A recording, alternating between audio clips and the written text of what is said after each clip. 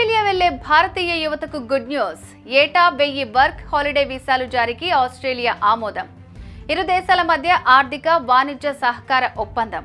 ఆస్ట్రేలియాలో ఉపాధి, చదువు, పర్యటన కోసం ఏడాది పాటు ఉండేందుకు వీలుగా వీసా.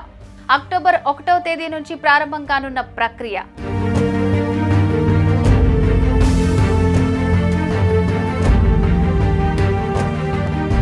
వర్క్ హాలిడే వీసాలపై భారతీయులకు ఆస్ట్రేలియా శుభవార్త చెప్పింది. ఏటా 1000 వర్క్ హాలిడే వీసాలను అందజేయనుంది. ద్వైపాక్షిక వాణిజ్య పెట్టుబడులకు సంబంధించి ఆస్ట్రేలియా ఈ నిర్ణయం తీసుకుంది. ఆర్థిక వాణిజ్య సహకారంలో భాగంగా ఇరు దేశాల మధ్య కుదిరిన ఒప్పందం AIECTA ప్రకారం ఈ వీసాలను జారీ చేయనుంది. ఈ ప్రక్రియ అక్టోబర్ 1 నుంచి ప్రారంభం కానుంది. ఈ మేరకు కేంద్ర వాణిజ్య పరిశ్రమల శాఖ మంత్రి పీయూష్ గోయల్ తెలిపారు.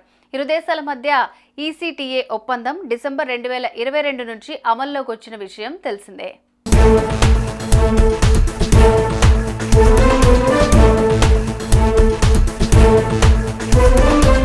సెప్టెంబర్ 23 నుంచి 26 వరకు ఆస్ట్రేలియాలో పర్యటించిన పీయూష్ గోయల్ పర్యటనకు సంబంధించిన వివరాలను వెల్లడించారు.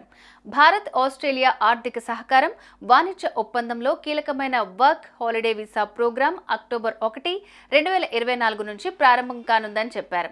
ఇరు దేశాల మధ్య రాకపోకలు, ప్రజల మధ్య సంబంధాలు మరింత బలోపేతానికి ఇది దోహదం చేస్తుందని పేర్కొన్నారు.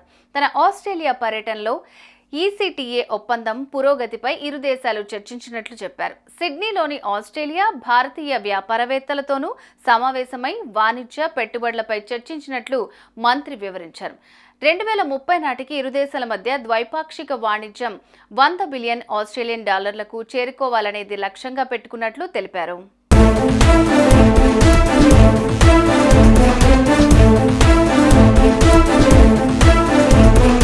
ECTA ఒప్పందం ప్రకారం ఆస్ట్రేలియాలో ఉపాధి, విద్య, పర్యటన కోసం ఏడాది పాటు ఉండేందుకు వీలుగా ఈ వీసా జారీ చేశారు.